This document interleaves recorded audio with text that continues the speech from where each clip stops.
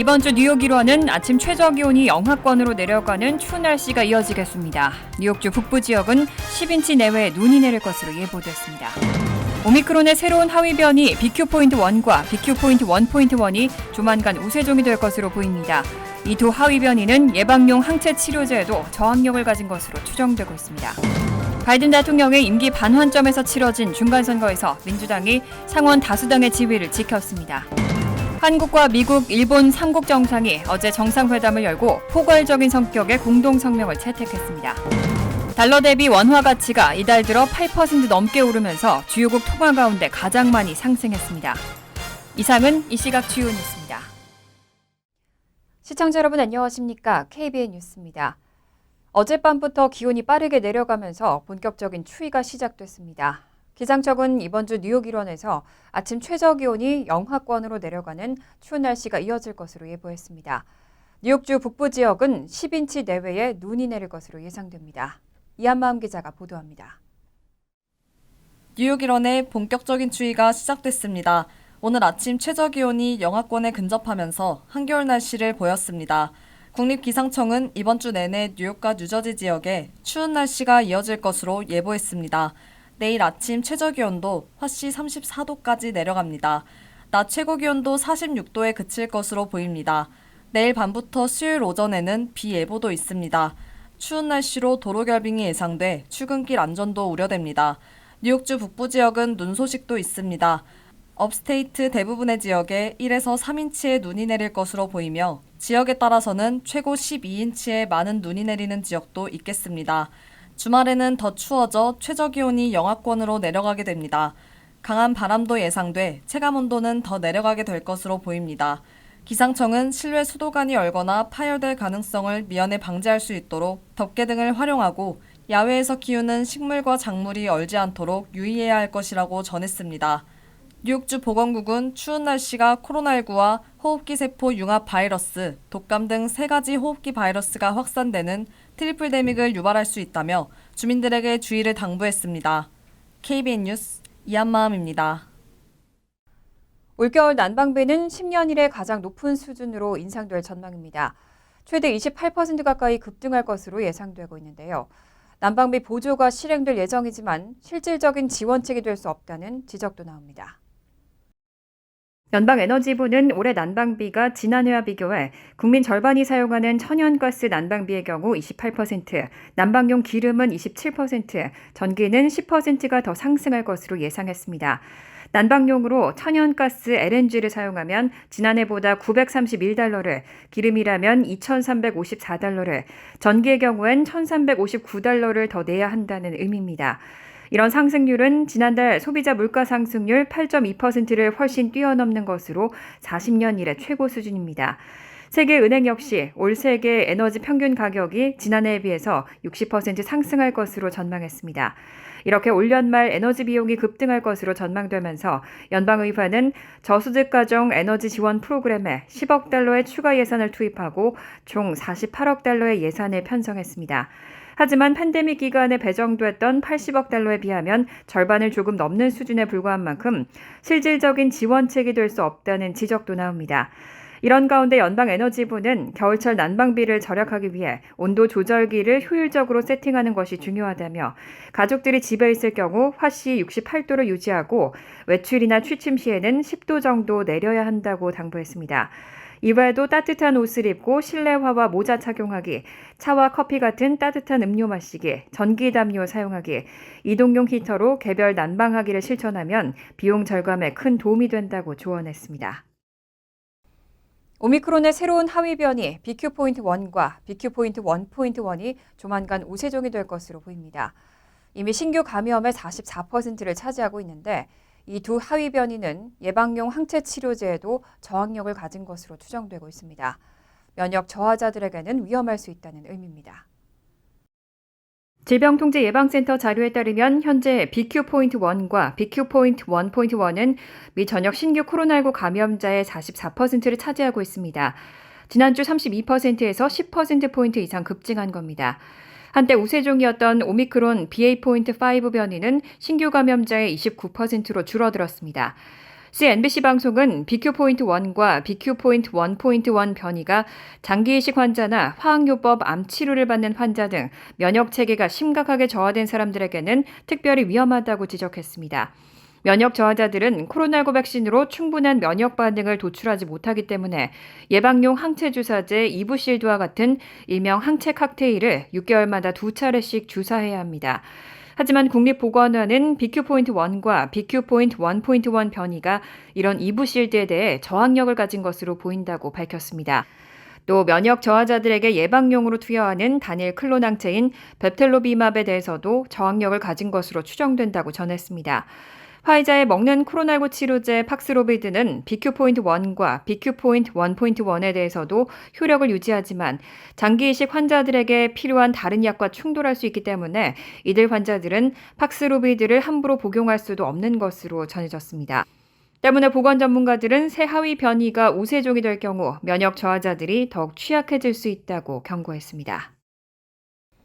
바이든 대통령의 임기 반환점에서 치러진 중간선거에서 민주당이 상원 다수당의 지위를 지키게 됐습니다. 레드웨이브를 기대했던 공화당은 하원을 근소한 차이로 탈환하는 데 그쳤습니다. 지한샘 기자가 보도합니다. 지난 12일 AP통신과 CNN 방송, 에디슨 리서치 등 언론들은 네바다주에서 민주당 캐서린 코르테즈 메스토 상원의원이 공화당 애덤 렉설트 후보를 상대로 승리를 거둘 것으로 예측하면서 일제히 민주당이 상원을 수성하게 됐다고 긴급 타전했습니다. 이날 오후 11시 30분 기준 개표율 98% 상태에서 메스토 의원은 48.8%를 득표하고 렉설트 후보 48.1%를 0.7%포인트 차로 따돌렸습니다. 불과 6,556표 차입니다. 척 슈머 민주당 상원 원내대표는 트위터에 민주당이 상원에서 다시 다수당이 될 것이라는 글을 올리며 승리를 선언했습니다. 아세안 정상회의 참석차 캄보디아를 방문 중인 바이든 대통령은 네바다 승리 소식을 듣고 놀랍지 않은 결과이지만 매우 기쁘다고 전하고 우리 후보들의 자질이 반영된 결과라고 밝혔습니다.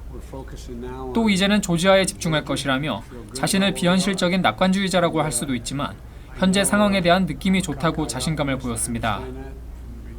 마지막으로 남은 조지아주는 과반 득표 후보가 나오지 않아 다음 달 6일 결선 투표를 진행할 예정인데 이 결과에 상관없이 민주당은 상원 다수당 지위를 지킬 수 있게 됐습니다. 하원에서는 공화당의 승리가 기정사실화되고 있지만 표차가 크지 않기 때문에 민주당은 이번 중간선거에서 예상보다 선전했다는 평가를 받고 있습니다. 로이터 통신은 특히 상원에서 다수당 지위를 유지하게 된 것이 바이든 대통령에게는 큰 승리를 안겨주는 것이라고 전했습니다. KBN 뉴스 지한샘입니다. 론 드샌티스 주지사가 이번 중간선거에서 크게 승리한 후 공화당 차기 대권주자 선호도 조사에서 트럼프 전 대통령을 제쳤습니다. 중간선거에서 공화당이 기대 이하의 성적표를 받으면서 트럼프 전 대통령의 책임론이 불거진 결과로 보입니다. 야후뉴스와 여론조사기관 유고부가 공동으로 실시한 조사에 따르면 공화당원과 친공화당 성향 무당층 유권자의 42%는 차기 공화당의 대선 주자로 론 디샌티스 플로리다 주지사를 선호하는 것으로 나타났습니다. 반면 트럼프 전 대통령을 선호한다는 응답은 35%에 그쳤습니다. 이번 여론조사는 중간선거 이후인 지난 9일에서 11일 성인 1,500명을 대상으로 실시됐습니다. 한 달 전 같은 기관에서 실시한 조사에서는 트럼프 전 대통령의 지지율이 45%로 디샌티스 주지사 35%의 10%포인트 차이로 앞선 바 있습니다. 디샌티스 주지사는 워싱턴 포스트가 어제 공개한 공화당 대선 후보 상위 10명 순위에서도 1위에 올랐습니다. 워싱턴 포스트는 디샌티스 주지사가 중간선거에서 가장 큰 승자였기 때문에 그의 주가가 그 어느 때보다 높다고 평가했습니다. 디샌티스는 중간선거 플로리다 주지사 선거에서 60%에 가까운 득표율로 민주당 후보인 찰리 크리스트 전 주지사에게 19.4%포인트 차이로 승리했습니다. 워싱턴 포스트의 조사에서 트럼프 전 대통령은 2위에 올랐고 마이크 펜스 전 부통령이 그 뒤를 이었습니다. 한편 트럼프 전 대통령은 내일 원래 예정대로 중대 발표를 할 계획이고 그 중대 발표가 무엇인지 구체적으로 밝히진 않았지만 대선 재출마를 선언할 것이란 전망입니다. 한국과 미국, 일본 3국 정상이 어제 정상회담을 열고 포괄적인 성격의 공동 성명을 채택했습니다. 일명 푸놈펜 성명인데요. 한미일 3국이 정상 간 포괄적인 성격의 공동성명을 채택한 것은 처음입니다. 한국과 미국, 일본 3국 정상은 어제 정상회담을 열고 포괄적인 성격의 공동성명을 채택했습니다. 윤석열 대통령과 바이든 대통령, 기시다 후미오 일본 총리는 이날 늦은 오후 동아시아 정상회의를 계기로 캄보디아 프놈펜에서 만났습니다. 세 정상은 공동성명을 통해 3국 정상이 함께 안보 영역 및 그 외 영역에서도 더욱 긴밀한 3국 연대를 공고히 해나가기로 했다고 밝혔습니다. 또 인도 태평양 지역에 대한 우리의 접근법을 이행하기 위해 3국 차원에서 정부 각급에서 협력해 나가기로 했다고 덧붙였습니다. 이번 공동성명은 안전한 인도태평양 그 너머, 확대되는 영내 파트너십, 경제적 번영, 기술 선도 및 기후위기 대응 등으로 구성되는데 안전한 인도태평양 그 너머 부분이 핵심이 됐습니다. 3국은 북한에 대한 강력한 공조와 대북 확장 억제 약속을 재확인했습니다. 새 정상은 북한이 유엔 안보리 결의상의 의무 및 기존 공약과 합의를 준수할 것과 모든 유엔 회원국이 모든 유엔 안보리 결의를 완전히 이행할 것을 촉구한다며 북한이 핵실험을 감행할 경우 국제사회의 강력하고 단호한 대응에 직면하게 될 것임을 재확인한다고 강조했습니다. 중국을 향한 견제도 포함됐습니다. 새 정상은 인도태평양 수역에서의 그 어떤 일방적 현상 변경 시도에 강력히 반대한다고 밝히고 대만 관련 기본 입장에 변화가 없다며 국제사회의 안보와 번영의 필수 요소로서 대만 해협에서의 평화와 안정 유지의 중요성을 재확인한다고 강조했습니다.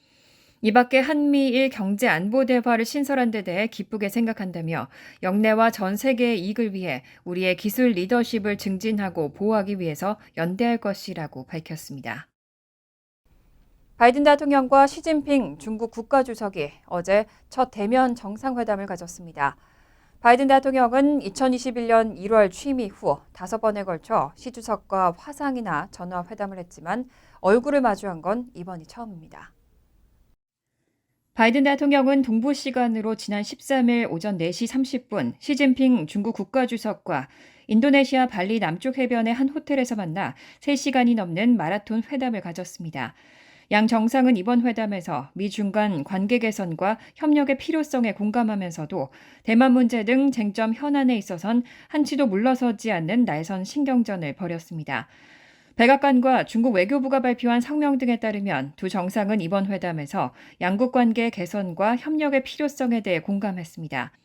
바이든 대통령은 전 세계 동맹 및 파트너들과 조율 노력을 포함해 중국과 치열하게 경쟁을 지속할 것이라면서도 미중 간의 경쟁이 충돌로 비화해선 안 되고 미국과 중국이 경쟁을 책임감 있게 관리하고 열린 소통 라인을 유지해야 한다는 점을 강조했습니다.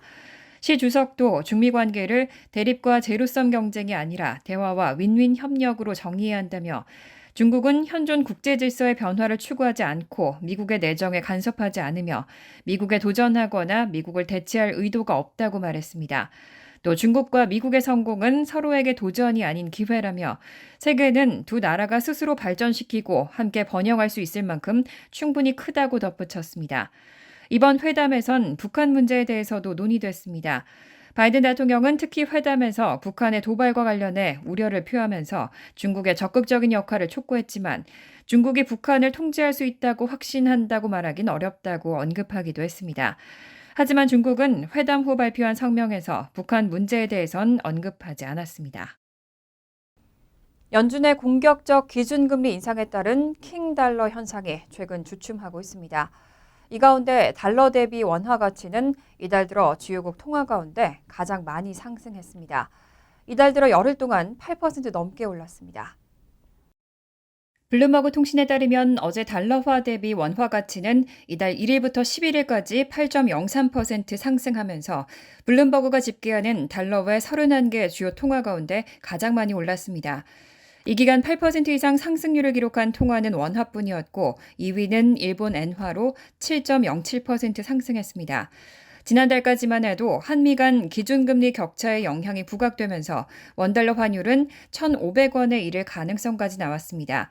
실제 연방준비제도가 지난 2일 기준금리를 0.75%포인트 인상해 금리 상단을 4%까지 끌어올리면서 한국과의 금리 격차가 1%포인트로 벌어졌고 외국인 자금 이탈 우려가 커지기도 했습니다. 하지만 지난달 31일 1,424.3원으로 장을 마감했던 원달러 환율은 이달 11일 종가 기준 1,318.4원으로 떨어졌습니다. 다만 연준이 최종적으로 기준금리를 얼마나 올릴지 불확실성이 여전한 만큼 원화 가치 회복세가 얼마나 지속할지는 미지수라는 관측도 나옵니다.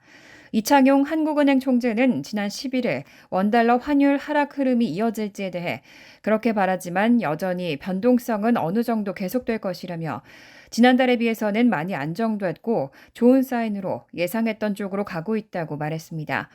그러면서도 변화가 얼마나 오래 갈지 그리고 미국 인플레이션 숫자가 또 바뀔지 안 바뀔지는 확신할 수가 없다고 덧붙였습니다. 지난 10일 댈러스에서 열린 에어쇼에서 2차 세계대전 때 활약한 군용기 2대가 공중에서 충돌했습니다. 이번 사고로 탑승자 6명이 숨졌습니다. 현장에서 지켜보던 수많은 관객들도 큰 충격을 받았습니다. 어제 텍사스 댈러스 카운티 클레이 젠킨스 판사는 트위터를 통해 지난 12일 댈러스 에어쇼 충돌 사고로 6명이 사망했다고 댈러스 카운티 검시관에 부검 결과를 전했습니다. 희생자 가운데 2명은 전 연합조종사협회 APA 회원으로 확인됐습니다. APA 측은 충돌 뒤 추락한 B-17 플라잉 포트리스에 전 APA 회원 테리 바커와 렌 루트가 탑승하고 있었다며 이런 보고를 하게 돼 슬프다는 트윗을 올렸습니다. 앞서 연방항공청은 12일 오후 1시 20분께 댈러스 이그제큐티브 공항 상공에서 보잉 B-17 플라잉 포트리스와 벨 P-63 킹 코브라가 부딪혀 지상으로 떨어진 뒤 불길에 휩싸였다고 발표했습니다. 사고 비행기의 소유자로 에어쇼에 참가한 공군 기념협회의 행크 코츠 회장은 보잉 B-17에는 통상 4명에서 5명을 탑승하고 B-63 킹 코브라의 경우 1명이 조정한다고 밝혔습니다. B-17 전폭기는 4발 엔진 구형 폭격기로 미국 역사상 2차 세계대전 당시 최고의 전폭기로 기록돼 있습니다. 전투기인 킹 코브라는 2차 세계대전 전 구소련이 가장 애용했던 전투기입니다. 코츠 회장은 이들 사고기에 유료 탑승객은 없었다며 모두 고도로 훈련된 자원자나 퇴역 조종사가 탔다고 강조했습니다. 연방항공청은 정확한 사고 원인과 경위를 조사하고 있습니다. 간추린 소식입니다. 민주평통 석동현 사무처장은 지난달 14일 취임사에서 새 대통령의 국정철학과 통일정책, 대북정책 등 기조에 충실하게 따르고 또 그 자문에 응할 수 있는 분들로 민주평통 자문위원들을 재편해야 한다고 말한 것으로 알려져 논란이 되고 있습니다. 민주평통은 헌법 92조를 근거한 기관으로 통일에 관한 국내외 여론 수렴, 국민적 합의 도출, 범민족적 의지와 역량의 결집을 주요 기능으로 하고 있습니다. 검사 출신 석 사무처장은 윤 대통령의 40년지기로 불리며 지난 대선에서 캠프 대외 협력 특보를 지냈습니다. 버지니아주 샬롯츠빌 소재 버지니아에 대해서 어젯밤 총기 사고가 발생해 3명이 사망하고 2명이 부상당했습니다. 총격은 학교 주차장에서 벌어졌고 경찰은 학교 건물을 봉쇄하고 대피 명령을 내렸습니다. 크리스토퍼 존스로 알려진 용의자는 오늘 오전 경찰에 검거됐고 대학 체육선수 웹사이트에 2018년 1학년 미식축구 선수로 기재돼 있으며 아프리카계로 보입니다. 뉴욕시경은 어제 오후 10시 15분께 맨하튼 첼시 아트타워의 말버러 아트 갤러리 앞에서 여러 발의 총격 소리를 들었다는 신고를 받고 현장에 출동해 총상을 입은 3명을 발견했다고 밝혔습니다. 총에 맞은 3명 중 42세 남성은 병원으로 이송됐지만 사망 판정을 받았고 나머지 2명은 모두 다리에 총상을 입었고 생명에는 지장이 없는 것으로 알려졌습니다. 현장에선 SUV 차량 한 대에도 총알이 날아들어왔지만 운전자는 다치지 않았습니다. 범인을 추적 중인 NYPD는 자세한 피해자의 신원과 사건 발생 원인 등은 공개하지 않았습니다. 실명인들과 시력 장애인들을 돕고 있는 비전케어 USA는 지난 10일 뉴욕 한인봉사센터에서 제6회 비전케어와 함께하는 사랑의 무료 눈 검사 및 백내장 수술 아이캠프를 개최했습니다. 행사에는 50여 명의 한인 동포들이 참석해 안과 분야의 건강과 이상 등에 대한 정밀한 진단을 받았습니다. 비전케어는 이날 진단 과정을 통해 참석자 가운데 18세 이상 무보험자 중 경제적으로 어려운 이웃 7명을 선발해 이들에게는 무료 백내장 수술을 제공할 예정입니다. 환율과 증권 소식입니다.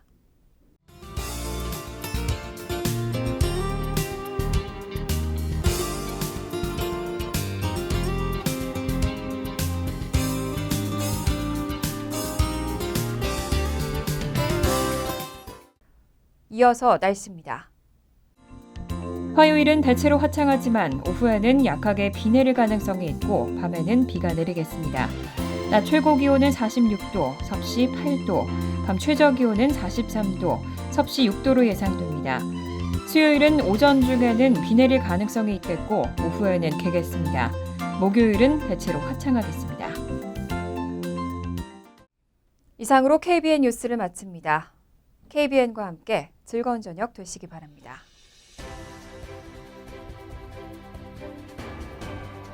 미 동부 최대 한인방송 KBN이 제작하는 KBN 뉴스는 웹사이트 mykbn.com 그리고 유튜브와 페이스북에서 다시 보실 수 있습니다.